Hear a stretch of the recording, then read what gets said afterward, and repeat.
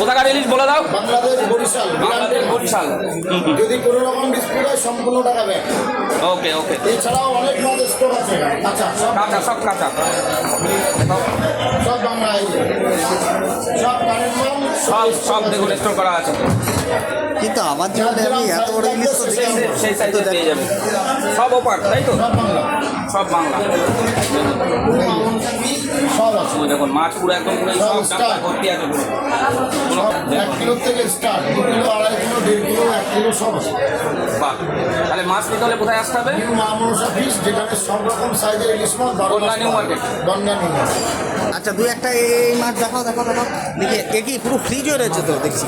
দেখি ওইটা বড়টা তোলো একবার 3 কিলো সাইজ একটা এটা 3 কিলো সাইজ। দেখুন একদম চকচকে ঝকঝকে, এটা একদম রূপালী কোথাকার, বাংলাদেশ একদম অরিজিনাল, ফুল গ্যারান্টি নাকি?